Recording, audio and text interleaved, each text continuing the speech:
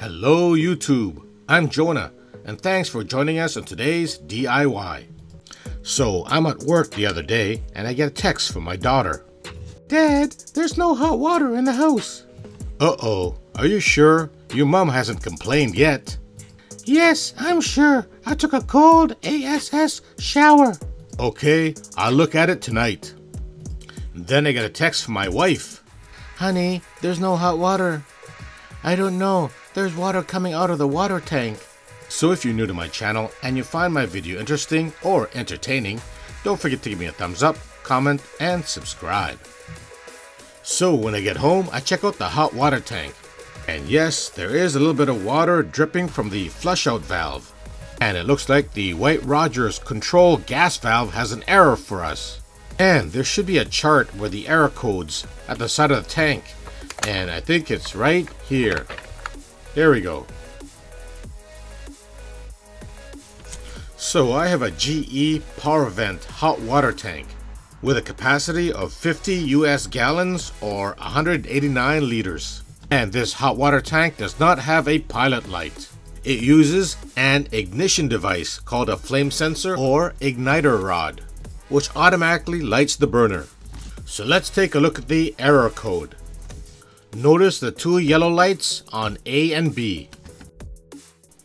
And when we match the error codes, we find this. It says the maximum amount of ignition attempts has been reached and the system is locked out. So it probably tried to light the burner at least 3 times and it wasn't able to do it. As a safety feature, it locked itself out. And it looks like worst scenario, I may have to replace the igniter assembly or igniter rod. So at the bottom of the tank, I open up the burner door.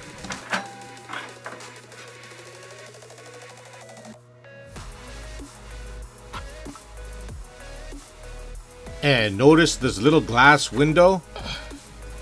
Later on, you'll be able to see when the burner starts up.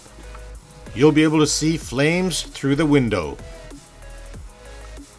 So the first thing I'll try to do is reboot the system by unplugging it. And hopefully it will reset it. So I look for the electrical cord from the PowerVent fan and unplug it and hold it for about 20 seconds. And if this doesn't work, I may have to order a new flame sensor or igniter rod.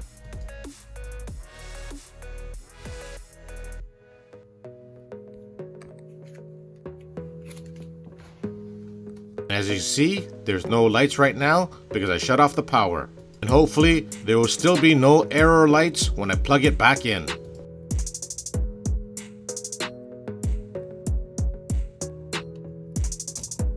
Then I plug it back in and wait a couple of seconds. Wait, did you hear that? That was the PowerVent fan starting up. So far so good. I also heard the burner kick in. Let's take a look at our little glass window at the bottom of the tank.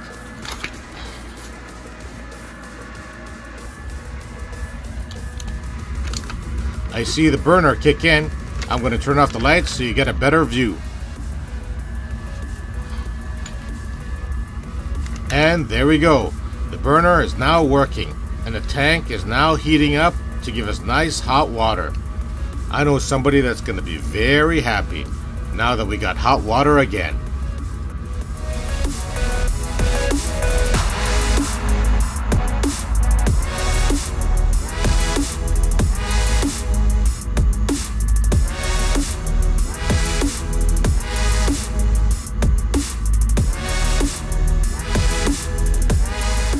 And as you can see, there's no more error lights.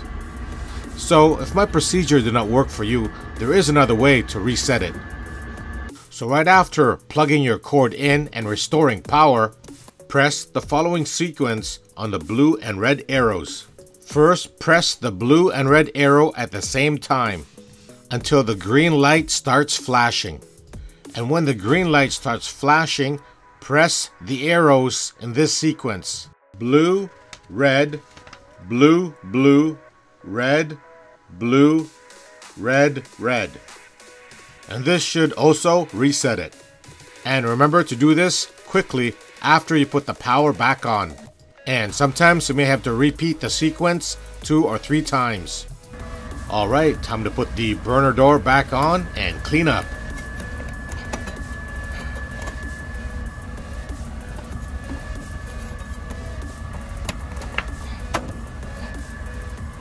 Just to let you know, that's the first time this tank has ever had a little leak like this. It only happened because the water tank shut off. Looks like as of now, there's no more leak. It also looks like I might have to flush my tank, and that will be another video. So if you liked my video and found it helpful, don't forget to give me a thumbs up, comment, and subscribe. Also hit that notification bell so you always get my latest video. Thanks for watching.